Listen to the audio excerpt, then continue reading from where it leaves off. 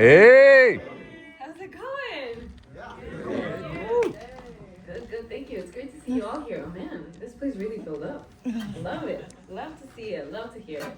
All right, so welcome. We are The Warning.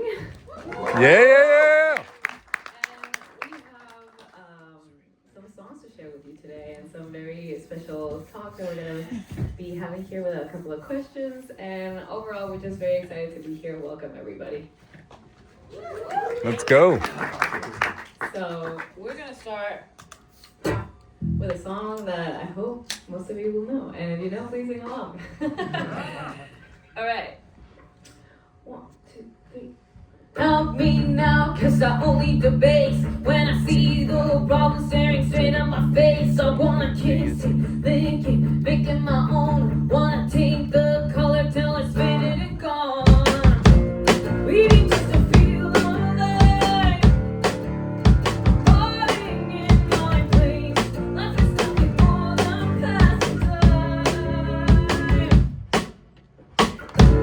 Give me violence, killer, silence, till it makes me feel, till it makes me feel, till it makes me feel sick. Leave me ruined. Show me that I'm human, till it makes me feel, till it makes me feel, till it makes me feel sick. I'm falling in my place.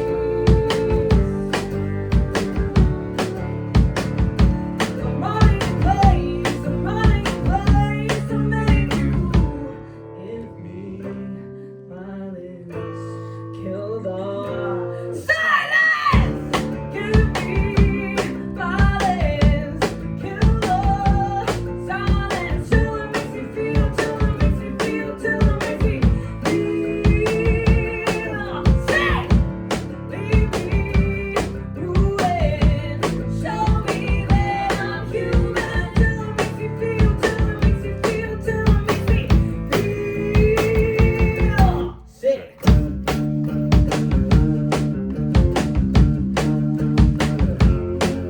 Sick.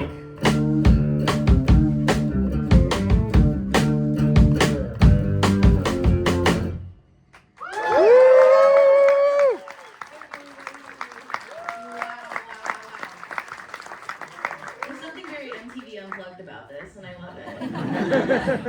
Well, thank you three for coming to visit us. Thank you for having Of course, 102.9 KOFO was on the air and then wasn't for a couple years, and now it's back. So we're so happy to be able to represent rock and roll in this space.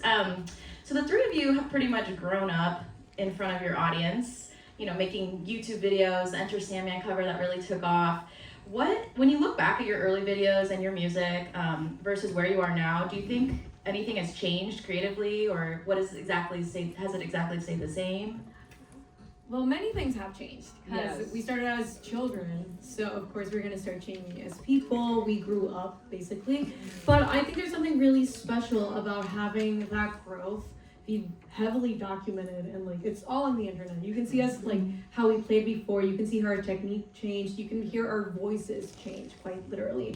But something that has really stayed the same is that we're doing it together.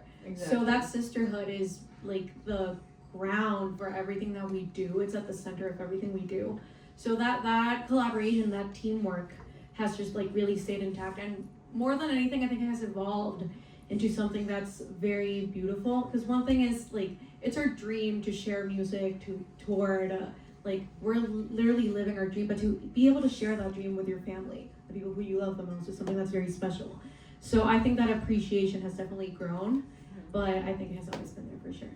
I love that. It's a very unique experience that I think a lot of us will never have. So because you're sisters, I imagine there's no real way that you can clock out, so to speak. So if something exciting or stressful happens for the band, do you guys process that as bandmates or more like family? I think That's a good one. I think the line has really blurred together, but like it has blurred, but I think over the years we've really tried to keep it separate as much as we can, because I think it depends on the band thing. Like if it's a bit more personal, then it does blend in as family, but when it comes to you know, the band at the end of the day. It's work. We really try to keep it there and not make it personal. Like if we're writing or something, like it's never personal or like as family. It really is just whatever we're trying to do is for the best of the band.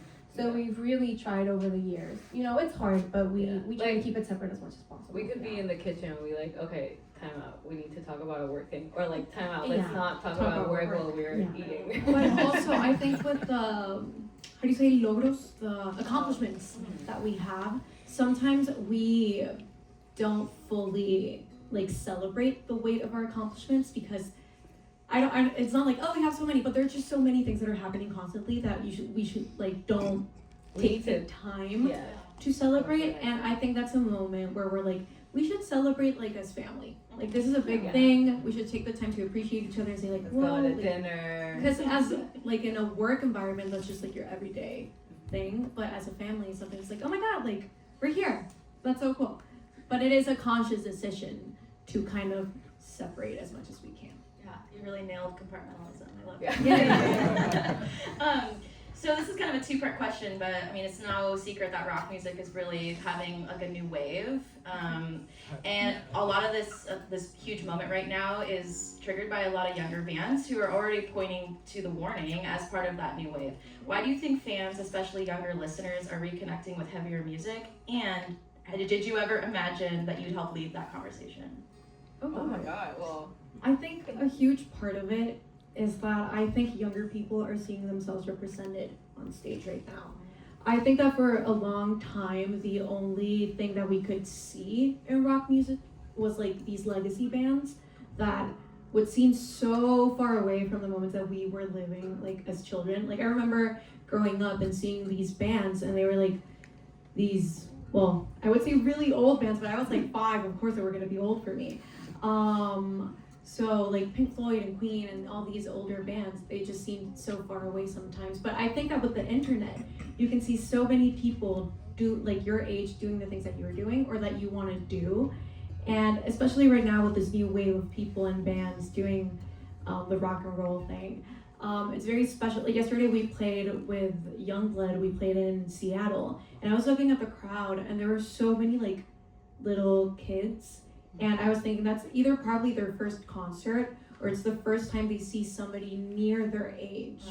Yep. I'm quite older than kids right now, but still, they see themselves represented on stage and something that's achievable. And there's also a history of, like, if you go back in our careers, you can see us as kids doing that. So I think that people can lean a little bit forward. And also, I think other parents can see what our parents did for us, like that support, the, like, take your kids to piano lessons type of thing. And I think that's being inculcado. How do you say that? Oh my god.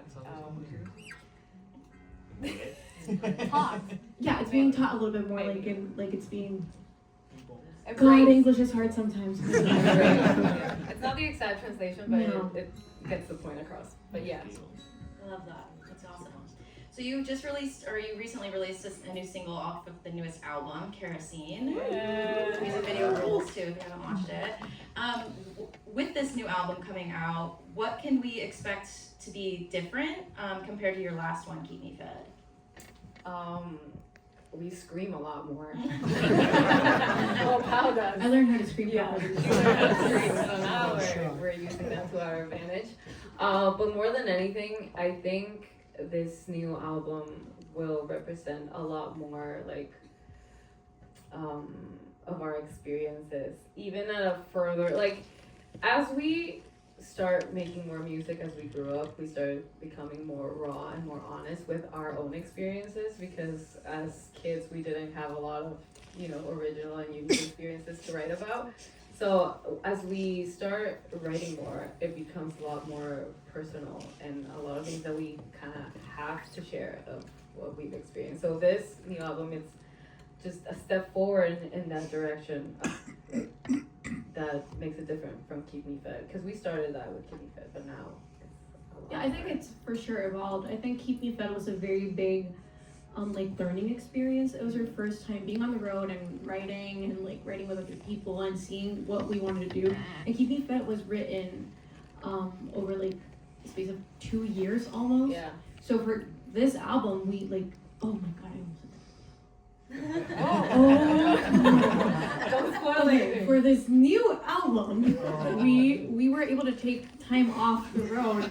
Oh my god, wait, my heart is racing. I'm so scared. Okay, we were able to take time off the road and like write for 2 months and do that specifically and sit down and like fully digest each song and figure out what we wanted to tell in this album. So I think, well, we always think it's our best album to date, Yes. but I truly feel so proud of what we did because it's so personal and it's so raw, and it's also such a huge step forward in the direction we want to take as artists. It still feels super The Warning, but I think that as we have grown up, we have given ourselves the liberty to explore new styles and new things.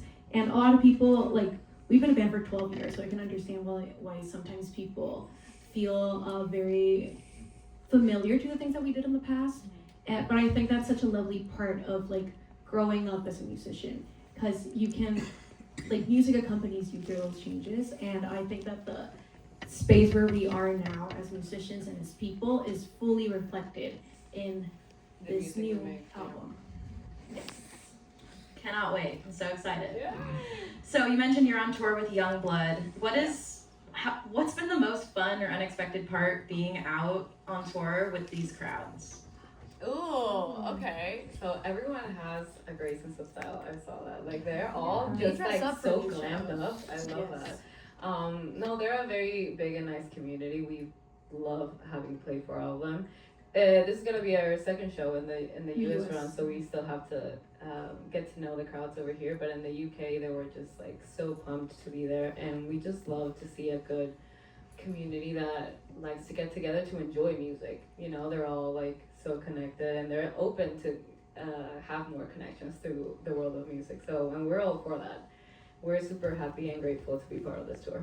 Amazing. Well, thank you, but all three of you for coming and performing for us and chatting with me. Thank you. We got another song. Let's give it up one more time for The Warning. All right, guys. So now.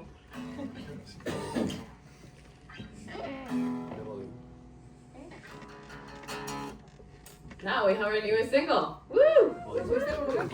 Still volume. This is Kerosene for Everyone. All right. Yeah.